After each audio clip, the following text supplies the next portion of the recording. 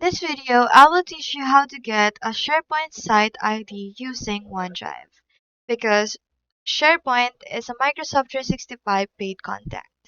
So this is useful if you want to connect your apps, automate workflows, or manage SharePoint contents more efficiently. So the very first thing you need to do is to go to the website onedrive.com and you just have to log in with your Microsoft account. But if you don't have an account yet, you can just sign up for free.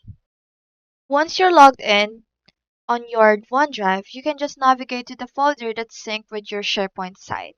Remember that OneDrive acts as a bridge here, giving you access to files and folders stored on SharePoint without opening SharePoint directly. And to get your SharePoint site ID, you just have to follow these steps. First, you must locate the document library. So in OneDrive, you just have to find a file or folder that is linked to your SharePoint site, which is right here. Then you just have to open the file in browser. You just have to click the file and then open it on web version of Office. But we just have to open this on Excel. Then you just have to look at the web browser's address bar, which is located right here. The URL contains your SharePoint site ID. It usually appears after sites or in a parameter called site ID.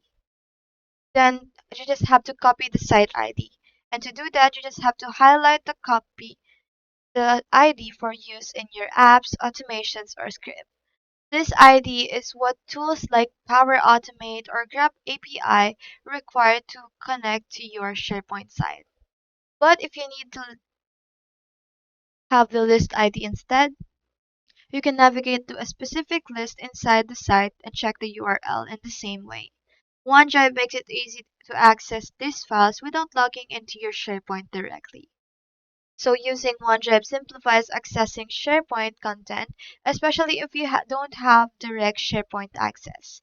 Site IDs are unique identifiers required for automation, integration, or API calls. And always copy carefully from the URL to ensure accuracy, right here.